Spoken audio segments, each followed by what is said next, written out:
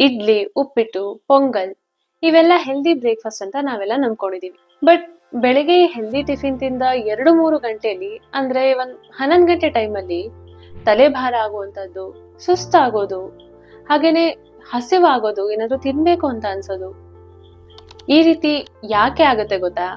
ಸಮಸ್ಯೆ ಆಹಾರದಲ್ಲಿ ಇಲ್ಲ, ಅದನ್ನ ತಿನ್ನೋ ರೀತಿಯಲ್ಲಿ ಇದೆ.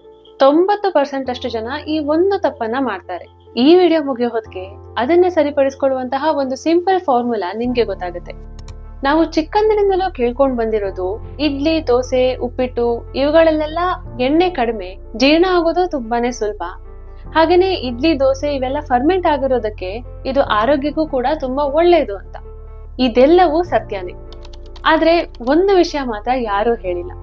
3-4 ಪ್ಲೇನ್ ಇಡ್ಲಿ ಆಗ್ಲಿ, ಒಂದು ದೊಡ್ಡ ಪ್ಲೇಟ್ ಉಪ್ಪಿಟ್ಟು ಆಗ್ಲಿ, ಇವೆಲ್ಲ ಫುಲ್ ಕಾರ್ಬ್ ಇಂದಾನೆ ತುಂಬಿಕೊಂಡಿದೆ. ಅಂದ್ರೆ ಅಕ್ಕಿ ಮತ್ತೆ ರವೆ. ಪ್ರೋಟೀನ್ ಹಾಗೇನೆ ಫೈಬರ್ ಇವುಗಳಲ್ಲಿ ತುಂಬಾ ಕಡಿಮೆ. ಬೆಳಿಗ್ಗೆ ತಿಂಡಿಯಲ್ಲಿ ಕಾರ್ಬೋಹೈಡ್ರೇಟ್ ಪ್ರಮಾಣ ಜಾಸ್ತಿ ಆಗಿ ಇದ್ರೆ ನಮ್ಮ ದೇಹದಲ್ಲಿ ಏನಾಗುತ್ತೆ ಅಂತ ತಿಳ್ಕೊಳ್ಳೋಣ. ಅದಾದ್ಮೇಲೆ ನಾನ್ ನಿಮ್ಗೆ ಇದನ್ನ ಸರಿಪಡಿಸ್ಕೊಳ್ಳುವಂತಹ ಒಂದು ಸಿಂಪಲ್ ರೂಲ್ ಅನ್ನ ಹೇಳ್ಕೊಡ್ತೀನಿ. ಅಕ್ಕಿ, ರವೆ ಇವೆಲ್ಲ ರಿಫೈನ್ಡ್ ಕಾರ್ಬೋಹೈಡ್ರೇಟ್.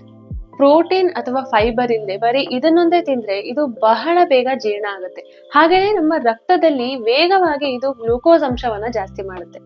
ಇಂಟ್ರೆಸ್ಟಿಂಗ್ ವಿಷಯ ಏನು ಅಂತಂದ್ರೆ, ಫರ್ಮೆಂಟ್ ಆಗಿರೋದ್ರಿಂದ ಇಡ್ಲಿ ಹಾಗೇನೆ ದೋಸೆ ಇನ್ನೂ ಬೇಗ ಜೀರ್ಣ ಆಗುತ್ತೆ. ಕೆಲವು ಅಧ್ಯಯನಗಳ ಪ್ರಕಾರ ಇಡ್ಲಿಯ ಗ್ಲೈಸೆಮಿಕ್ ಇಂಡೆಕ್ಸ್ ಏನಿದೆ ಅದು ಸಾದಾ ಅನ್ನಕ್ಕಿಂತ ಜಾಸ್ತಿ ಇರೋದು ಕಂಡು ಬಂದಿದೆ.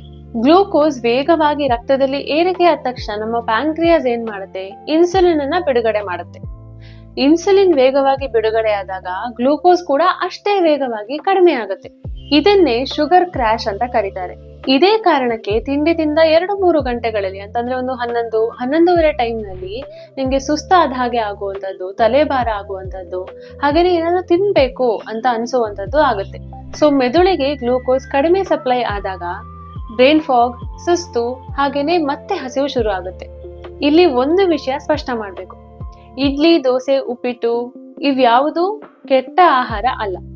ಸಮಸ್ಯೆ ಆಗೋದು ಅದನ್ನ ಒಂಟಿಯಾಗಿ ಬ್ಯಾಲೆನ್ಸ್ ಇಲ್ಲದೆ ತಿಂದಾಗ ಮಾತ್ರ. ಇದಕ್ಕೆ ಪರಿಹಾರ ಏನು ಅಂತ ನೋಡೋದಾದ್ರೆ 50-30-20 ರೂಲ್.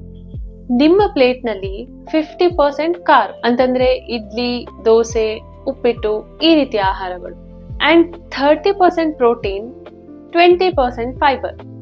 ಈ 3 ಇರ್ಲೇಬೇಕು. ನೀವು ಇಡ್ಲಿಯನ್ನ ತಿಂತಿದ್ದೀರಾ ಅಂತಂದ್ರೆ ಅದರ ಜೊತೆಗೆ ಮೊಳಕೆ ಕಟ್ಟಿದ ಹೆಸರು ಕಾಳಿನ ಸಲಾಡ್ ಅನ್ನ ಸೇರಿಸ್ಕೊಳ್ಳಿ. ಇಲ್ಲ ಅಂತಂದ್ರೆ ತರಕಾರಿ ಜಾಸ್ತಿ ಇರುವಂತಹ ಸಾಂಬಾರನ್ನ ಸೇರಿಸ್ಕೊಳ್ಳಿ. ಬರೀ ಚಟ್ನಿ ಜೊತೆ ತಿಂದ್ರೆ ಸಾಕಾಗಲ್ಲ. ನೀವು ಉಪ್ಪಿಟ್ಟು ಮಾಡ್ತಿದ್ರೆ ಒಂದು ಬೇಯಿಸಿದ ಮೊಟ್ಟೆ ಅಥವಾ ಹುರಿದ ಕಡಲೆಕಾಳಿನ ಚಟ್ನಿ ಅಂಡ್ ಒಂದು ಸೌತೆಕಾಯಿಯ ಸ್ಲೈಸ್ ಜೊತೆಗೆ ತಿನ್ನಿ. ಪೋಹ, ಅವಲಕ್ಕಿ ಮಾಡ್ತಿದ್ದೀರಾ ಅಂತಂದ್ರೆ ಕಡಲೆಕಾಳಿನ ಜೊತೆಗೆ ಮೊಳಕೆ ಕಟ್ಟಿದ ಕಾಳುಗಳನ್ನು ಕೂಡ ಬೆರೆಸ್ಕೊಳ್ಳಿ. ಇಷ್ಟೇ ಸಿಂಪಲ್. ನಿಮ್ಮ ಬೆಳಗಿನ ಉಪಹಾರದ ಪ್ಲೇಟಿಗೆ ಕಾರ್ಬೋಹೈಡ್ರೇಟ್ ಜೊತೆಗೆ ಪ್ರೋಟೀನ್ ಮತ್ತೆ ಫೈಬರ್ ಅನ್ನ ಸೇರಿಸ್ಕೊಳ್ಳಿ. ಇದರಿಂದ ನಿಮ್ಮ ಗ್ಯಾಸ್ಟ್ರಿಕ್ ಎಂಪ್ಟಿಯಿಂಗ್ ನಿಧಾನ ಆಗುತ್ತೆ. ರಕ್ತಕ್ಕೆ ಗ್ಲೂಕೋಸ್ ಕೂಡ ನಿಧಾನವಾಗಿ ಬಿಡುಗಡೆ ಆಗುತ್ತೆ. ಸೊ ಇನ್ಸುಲಿನ್ ಕೂಡ ನಿಧಾನವಾಗಿ ರಕ್ತಕ್ಕೆ ಸೇರ್ಕೊಳ್ಳುತ್ತೆ. ಇದರಿಂದ ಗ್ಲೂಕೋಸ್ ನಿಧಾನವಾಗಿ ಇಳಿಯುತ್ತೆ. ಶುಗರ್ ಕ್ರ್ಯಾಶ್ ಆಗೋದಿಲ್ಲ. ಈ ವಿಷಯಗಳನ್ನ ನೆನಪಿನಲ್ಲಿಟ್ಕೊಳ್ಳಿ. ಕಿಡ್ನಿ ಪ್ರಾಬ್ಲಮ್ ಇರೋರು ಪ್ರೋಟೀನ್ ಪ್ರಮಾಣದ ಬಗ್ಗೆ ನಿಮ್ಮ ಡಾಕ್ಟರ್ನ ಸಲಹೆ ತಗೊಳ್ಳೇಬೇಕು. ಅಂಡ್ ಡಯಾಬಿಟಿಸ್ ಇರೋರು ಕಾರ್ಬೋಹೈಡ್ರೇಟ್ ಪ್ರಮಾಣದ ಬಗ್ಗೆ ಎಚ್ಚರ ವಹಿಸಬೇಕು.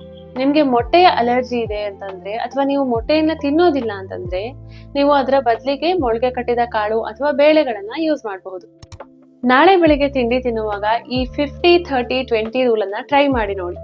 11 ಗಂಟೆ ಟೈಮಲ್ಲಿ ಸುಸ್ತಾಗುತ್ತೋ ಇಲ್ವೋ ಅನ್ನೋದನ್ನ ನನಗೆ ಕಮೆಂಟ್ ಅಲ್ಲಿ ತಿಳಿಸಿ. ಈ ವಿಡಿಯೋವನ್ನ ನಿಮ್ಮ ಫ್ಯಾಮಿಲಿ ಗ್ರೂಪ್ಗೆ ಶೇರ್ ಮಾಡ್ಕೊಳ್ಳಿ. ಪ್ರತಿದಿನ ಇಡ್ಲಿ, ದೋಸೆ, ಉಪ್ಪಿಟ್ಟು ಮಾಡೋ ಮನೆಯ ಅಡುಗೆಯ ಜವಾಬ್ದಾರಿ ಇರೋರಿಗೆ ಇದು ಬಹಳನೇ ಹೆಲ್ಪ್ ಮಾಡುತ್ತೆ. ನನ್ನ ಮುಂದಿನ ವಿಡಿಯೋದಲ್ಲಿ ನಾನು ರಾತ್ರಿ ನಿದ್ದೆ ಬರ್ತಾ ಇಲ್ಲ ಅಂತಂದ್ರೆ 5 ನಿಮಿಷದಲ್ಲಿ ನಿದ್ರೆಗೆ ಜಾರಲು ಹೆಲ್ಪ್ ಮಾಡುವಂತಹ ಸಿಂಪಲ್ ರೂಟೀನ್ ಅನ್ನ ಹೇಳ್ತೀನಿ. ಮಿಸ್ ಮಾಡಬೇಡಿ.